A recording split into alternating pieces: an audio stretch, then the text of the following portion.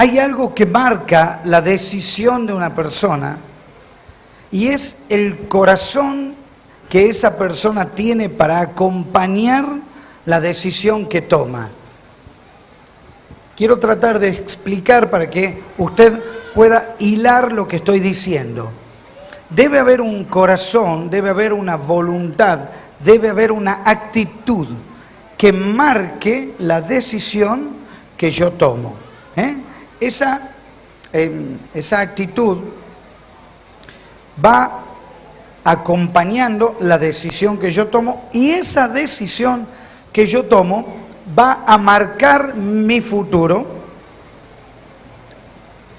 me va a hacer saber dónde estoy parado y me va a aclarar las dudas que yo tengo si es que tengo que tomar esa decisión. ¿Se entiende? ¿Está situado? Bueno, hay historias en la Biblia que son muy reales todas son reales, pero esta es muy tangible, se la puede percibir como el día de hoy, el de ahora, ya. Y estoy refiriéndome a la historia del rey Saúl y a la historia del rey David. Saúl era una persona que llega al reino de Israel, llega por un pedido de la gente. Ellos querían un gobernante. Entonces las personas no querían ni siquiera la opción que Dios daba, sino que querían que gobierne alguien el pueblo de Israel. Hasta el momento, se venía gestando que gobernaban todo el país, gobernaban los jueces. Entonces, aquí aparece este hombre, este Saúl, con algunas características muy interesantes. Yo me voy a situar en 1 Samuel 8. Ustedes saben que la gente comenzó a pedir un rey. En el verso 4 del capítulo 8 de 1 Samuel, si usted tiene su Biblia, busque 1 Samuel capítulo 8, y en el verso 4, gracias, porque también acá se ve reflejado, usted puede seguir la lectura, dice que entonces todos los ancianos de Israel vinieron para hablar con Samuel, y en el verso 5 hay algo muy interesante. Le dijeron: he aquí, tú has envejecido, tus hijos no andan en tus caminos, por tanto, danos un rey que nos juzgue como tienen todas las naciones. Quiero que preste atención. Un rey como tienen todas las otras naciones. Es como que yo diga, mi papá ha envejecido ya, entonces dame otro papá que entre a la casa, porque mi papá está viejo, entonces él puede juzgar mi casa, puede gobernar mi casa, porque ahí ya mi padre está envejecido. ¿Se entiende más o menos? Todavía no había rey en Israel y ellos pedían un rey. Ahora, Dios hace una advertencia con esto. En el verso 9 dice: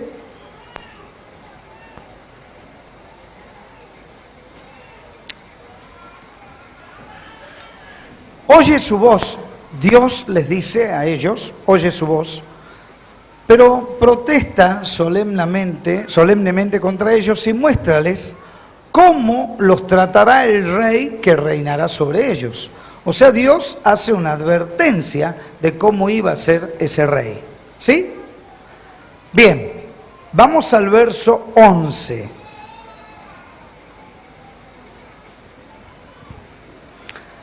Así hará el rey que reinará sobre vosotros. Y usted preste atención a su Biblia, preste atención a esto, y yo voy a leer la versión que yo tengo, sígala. Lo interesante de la lengua castellana es que se actualiza, entonces usted puede ir viendo palabras que las ve allí, pero están actualizadas en la versión que yo voy a leer, pero es exactamente lo mismo, ¿entendido? Esta es la manera en que un rey gobernará sobre ustedes, les dijo. El rey reclutará en el ejército a sus hijos y los asignará a los carros de guerra y a sus conductores y los hará correr delante de sus carros. Algunos serán generales y capitanes del ejército, otros serán obligados a arar y a cosechar los cultivos del rey, y otros harán las armas y el equipo para los carros de guerra. El rey tomará las hijas de ustedes y las obligará a cocinar, a hornear y a hacer perfumes para él. Les quitará a ustedes lo mejor de sus campos, viñedos y huertos de olivos, y se los dará a sus oficiales. Tomará una 10ª parte de su grano y de sus cosechas de uvas, y la repartirá entre sus oficiales y miembros de la corte. Les quitará sus esclavos y esclavas, y les exigirá lo mejor de sus ganados y burros para su propio uso. Les exigirá la 10ª parte de sus rebaños, y ustedes serán sus esclavos. Cuando llegue ese día, suplicarán alivio de este rey que ahora piden, pero entonces Dios no los ayudará. ¿Qué te parece la campaña política que le están haciendo a este rey? Dios está haciendo esta campaña política. ¿Qué está diciendo? Es un rey que va a hacer sufrir al pueblo, les va a quitar sus pertenencias, va a hacer que las hijas sean obligadas a hacer cosas, las hijas de las personas del país sean obligadas a hacer cosas para este rey. Entonces Dios empieza a alargar todo lo negativo que iba a tener este rey. Porque usted sabe que Dios sabe todo de antemano. Y Él advierte. Y el día que necesites ayuda, Dios no te la va a dar. Pero Dios, ¿cómo puede ser? Es que si Él advierte, no puede retirar la palabra que Él está dando.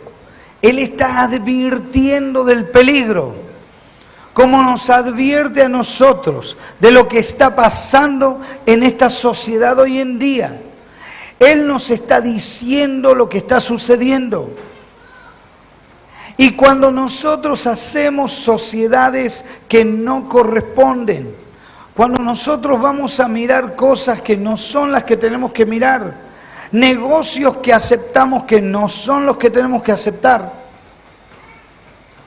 decisiones que tomamos que no son las que tenemos que tomar, Dios dice, yo te lo estoy advirtiendo, te va a suceder esto. Qué interesante, porque la Biblia termina diciendo así, en esta parte, en el verso 19, muy interesante, el verso 19 dice así: pero el pueblo no quiso oír la voz del profeta Samuel. ¿Me escuchó? Usted está leyendo la misma Biblia que yo, ¿no? El pueblo no quiso saber o escuchar la voz de Samuel y dijo, no, sino que habrá rey sobre nosotros. Esto me hace acordar a los chiquitos, a los que se encaprichan con algo. Y yo me los imagino, ¿no? Un rey, queremos tener un rey. ¿Eh? Qué tremendo no escuchar la voz de Dios.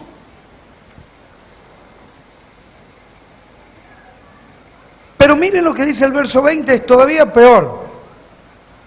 Nosotros seremos también como todas las naciones. ¿Cómo querían ser ellos? como todos los que estaban afuera. Ellos querían ser igual que los que estaban afuera. Miren, está sucediéndonos algo como iglesia.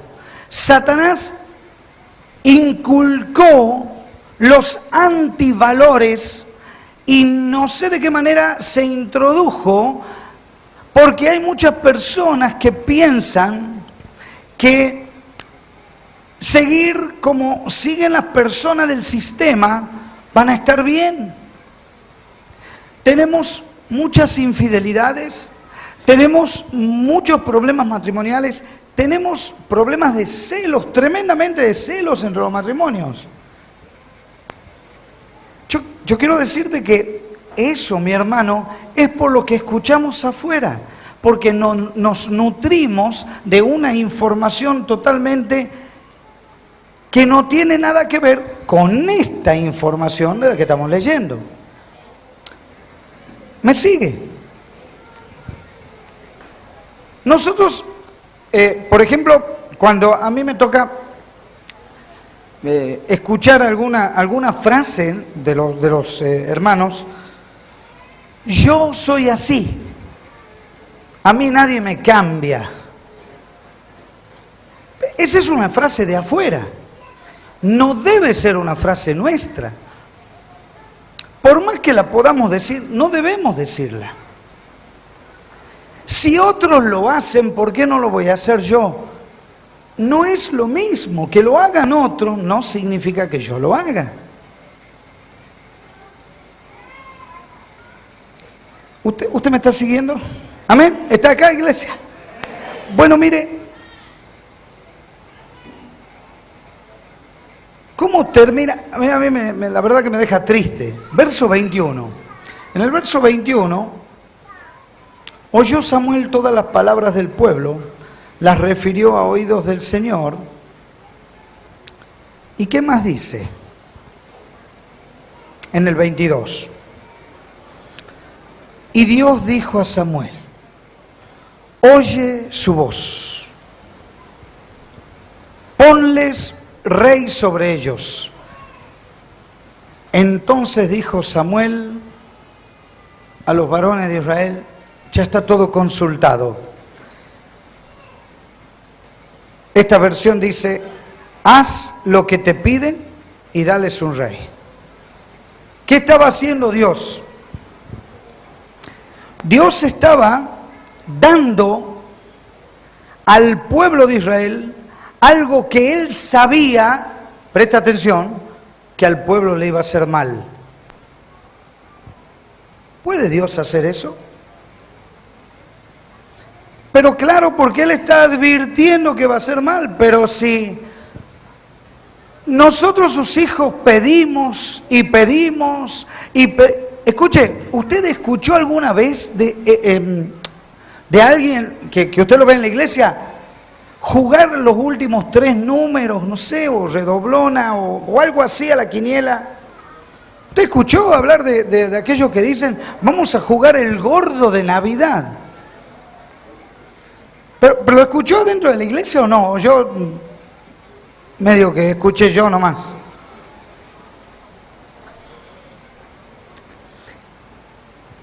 ¿Escuchó decir a aquellas personas, por ejemplo, bueno, vos sos mi esposa, ¿no? Pero, ¿sabes? Vos tenés que estar sujeta a mí. Ah, ¿para qué? A ver, ¿sujeta para qué? ¿Cuál es la sujeción? Bueno, vos tenés que, cuando yo llegue, darme de comer y tenerme la ropa planchada, porque yo no tengo que transpirar, vos tenés que transpirar. Vos sos la ama de casa. Bueno, pero hoy estoy enferma. No, vos tenés que hacer porque vos estás sujeta a mí. Mirá esos términos.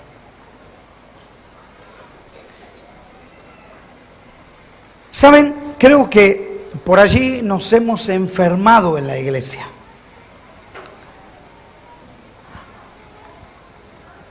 Traemos costumbres que no tienen nada que ver con lo que Dios quiere para nosotros. Ahora, los ojos de estos hombres han fijado la vista sobre ese rey. Y esos hombres que han pedido el rey, han elegido el rey. ¿Cómo se elige un rey? ¿Cómo se elige un rey? No es que haya que elegir 10 reyes, había que elegir un rey. ¿Qué quiere usted del gobernante? ¿Qué quisiera usted? ¿Qué quisiera? ¿Que sea honesto? Por ahí sí escuché honesto, ¿puede ser? ¿O creyente, dijeron? No, espera. Vamos a ver, ¿qué quisiera de un gobernante? Honesto, ya me lo han dicho, ¿otra cosa más? Sabio. Hay muchos sabios hoy, ¿no? En el gobierno, ¿sí? ¿Qué más quisiéramos de los gobiernos? ¿Cómo? Que dé trabajo, que sea consciente de las necesidades. ¿Qué quisieran ustedes de un jefe, escuche bien, de una empresa? ¿Que pague? Perfecto, o sea que queremos casi lo mismo para jefe de empresa que para un gobernante.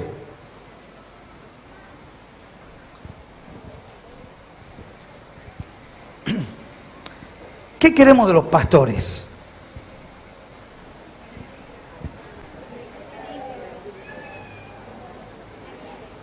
Que sea líder, íntegro, más o menos parecido con esto. Buen testimonio. ¿Qué más? Unción del Espíritu. ¿Perdón? Que ame. ¿No es casi lo mismo que estamos pidiendo para los gobernantes? Es más o menos lo mismo. Cuando usted ve al hermano que se mastica así, póngale un bozal espiritual y en el nombre de Jesús dígale, estás en pecado. No puede ser que el cristiano no ame. ¿Cómo es eso? Ah, pero yo amo a Dios. Ah, qué pícaro.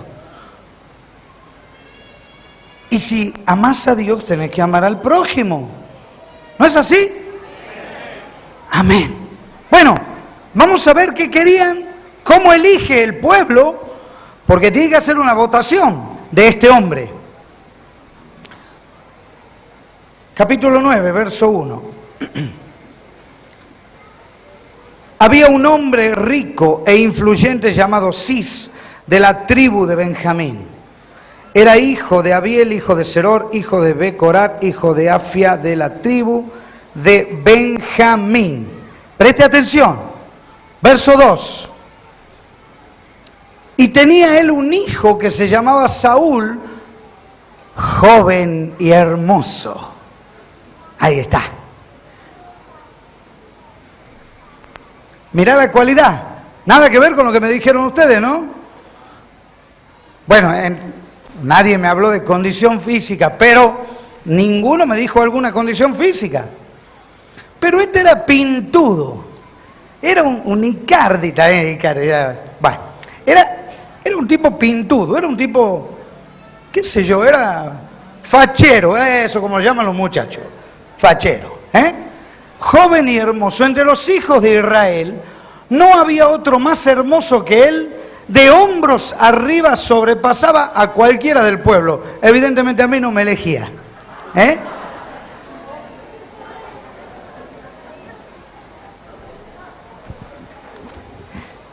Saben que Oscar me hace una broma siempre y me dice, pastor, cuando usted dice, negro, vení, nos damos vuelta todos.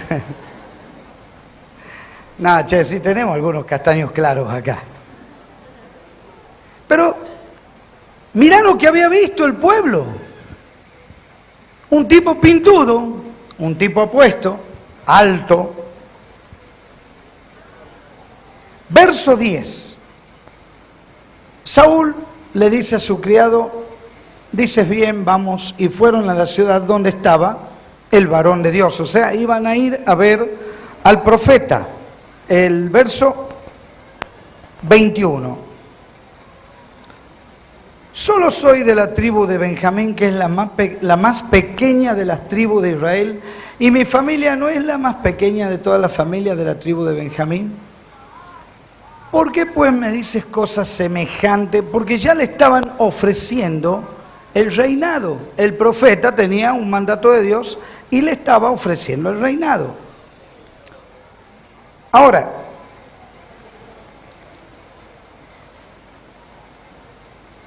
¿estamos allí?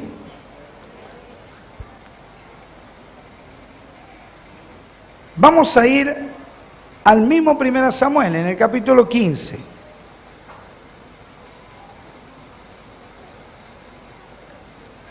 No nos vamos a mover mucho de ahí.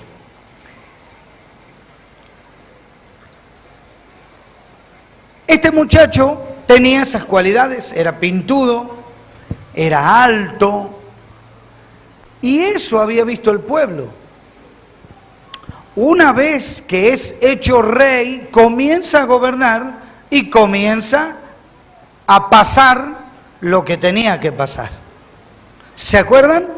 Al principio hemos dicho, ¿no?, que iba a empezar a sacarle al pueblo, que lo iba a empezar a extorsionar, que iban a pasar un montón de cosas y que no iba a respetar la autoridad de Dios. Y yo te quiero decir, pueblo de Dios que estás aquí, que el que no respeta a una autoridad de Dios está sentenciado.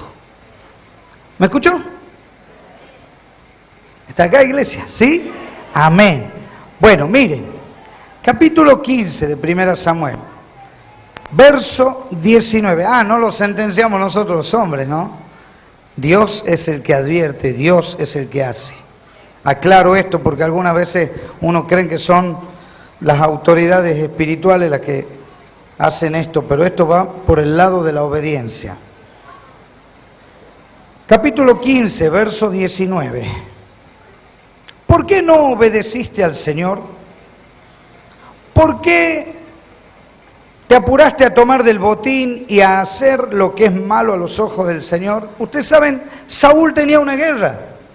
Y en esa guerra, Dios le había dicho a Samuel, decile que espere 7 días para que en esos 7 días él pueda iniciar la guerra contra un ejército mucho más poderoso que él. Pero tenía que llegar el sacerdote y quemar la ofrenda para Dios, el holocausto, pero él, como no llegaba, y acá tengo que hablar ya de las decisiones, como no llegaba el hombre de Dios, ¿qué hizo? Se adelantó y se hizo él el sacerdote, a hacer cosas que él no tenía que hacer. ¿Usted se acuerda de algún término? A ver, los más grandes me van a entender. Yo voy a hablar en términos, no quiero apuntar a personas. ¿Usted se acuerda de algunos gobernantes que en la historia quemaron iglesias? ¿Se acuerdan? Los más grandes. En la historia. ¿Se acuerda de personas que decían que nosotros, los evangélicos, éramos brujos? ¿Se acuerdan? Y algunos se imaginaban que en el templo evangélico había esos gorros de peluquería que usan las mujeres, ¿ves? Cuando vas y te lavas la cabeza, te han lavado la cabeza en ese lugar.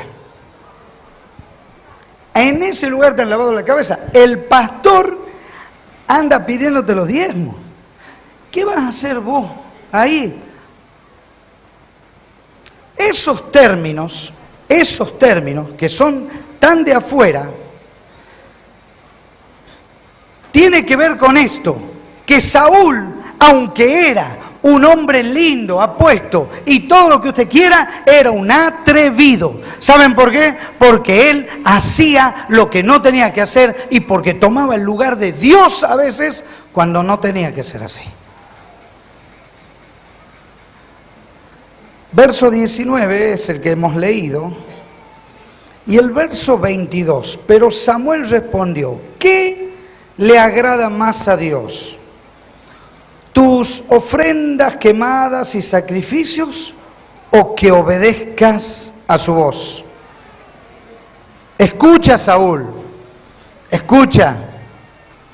Ciertamente el obedecer es mejor que los sacrificios y el prestar atención que la grosura de los animales. El prestar atención a este libro que habla la palabra de Dios y que quiere corregirnos, quiere moldearnos, quiere situarnos. Y este hombre no prestaba atención porque tenía depositada su confianza en su presencia física y eso lo llevaba a tomar malas decisiones. ¿Está acá, iglesia? En el verso siguiente,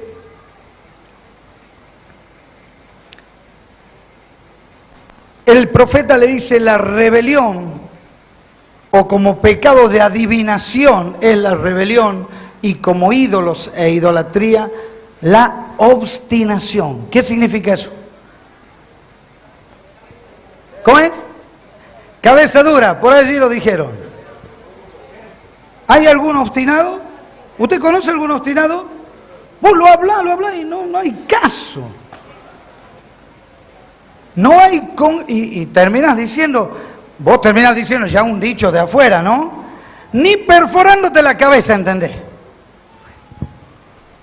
Bueno, este rey era así, era obstinado, era cabeza dura.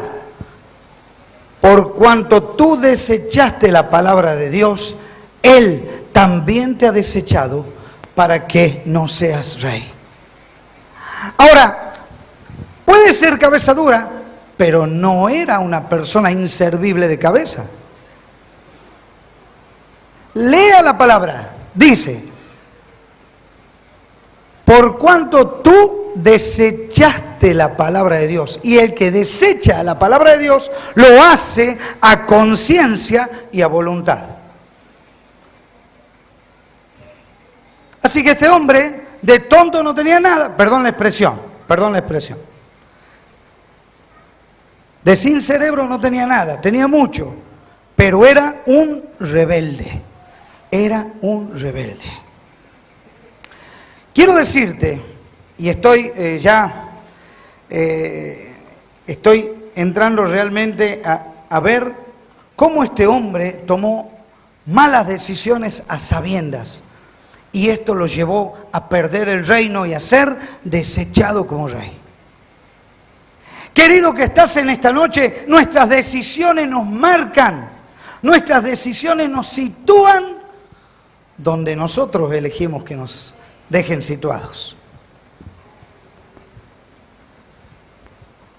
Ahora aparece otro hombre, un tal David, no sé si lo han sentido nombrar, el rey David. En el capítulo 16, usted sabe que Saúl era como, tenía un buen papá que era el profeta Samuel. ¿Y cómo es un buen papá? Lamenta el accionar del hijo, ¿no? Lamenta y se queda y llora. Mi hijo, no puede ser que mi hija, mirá que yo la he criado, yo la he tenido de chiquita. ¿Por qué no sigue a Cristo? Si no sigue a Cristo es por decisión propia. Hay gente que vos no podés seguir por atrás. Vos no podés estar persiguiendo a la gente para que pueda seguir a Dios. Es decisión propia, aun si es tu hijo o tu hija. ¿Sabes por qué? Porque tiene la misma oportunidad de aceptar a Jesús como Salvador y Señor que la he tenido yo, que la has tenido vos y que la tiene cualquier papá. ¿Me sigue? Pero cuando eran chiquitos, cuando eran chiquitos.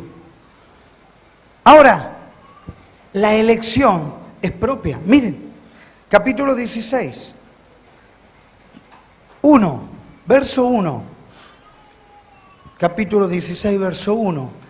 Dijo Jehová al profeta Samuel: ¿hasta cuándo vas a llorarlo a Saúl? Lloraba el profeta, pobrecito, por este rey, que era pintudo, no sé. Pero el que se me ha ido, Saúl, bueno, se ha ido. Dios es más práctico que nosotros, mi querido. Dios es más práctico porque si no me utiliza a mí, va a utilizar a otro. Porque si no te utiliza a vos, va a utilizar a otro, a otra. Pero lo tenemos que entender así. Dios no se vale de una persona, tiene un ejército para trabajar para Él. Amén.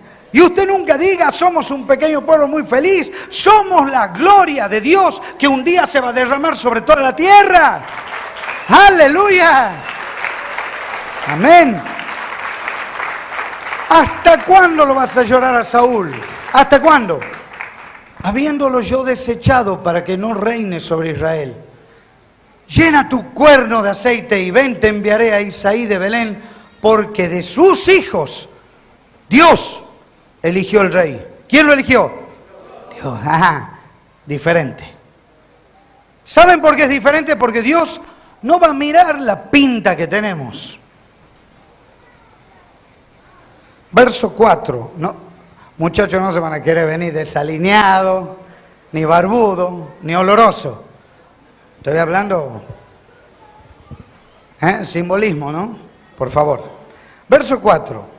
Así que el profeta hizo como el Señor le indicó y cuando llegó a Belén, los ancianos del pueblo salieron a su encuentro temblando. ¿Qué pasa? Le preguntaron, ¿vienes en son de paz? Verso 6. Cuando llegaron, Samuel se fijó en Eliab y pensó, seguramente este es el ungido del Señor. A ver, ¿saben quién es Eliab? Es el hermano mayor de este papá. Es el hermano mayor. Ahora, el hijo mayor, el hijo mayor de este papá. ¿Y qué dice el profeta? Este debe ser el rey. ¿Por qué? Porque si venía de un rubio, alto, no sé cómo habrá sido Saúl, dice, para mí que Dios quiere algo así. Seguímelo pasando, por favor. Y el Señor respondió a Samuel, mirá qué fuerte que esta palabra. No mires a su parecer, ni a lo grande de su estatura, porque yo lo descarto. Porque Dios no mira lo que mira el hombre, pues el hombre mira lo que está delante de sus ojos, pero Dios mira el corazón. Aleluya, a Él sea la gloria en esta noche. Ese es el papá, el rey, el gobernante, el jefe de empresa, el que está en este mundo dirigiendo algo. El líder, sea o no sea líder del grupo de alabanza, no, sea el líder, sea el más intrascendente de los intrascendentes, pero que tenga un lugar de influencia, Dios mira el corazón.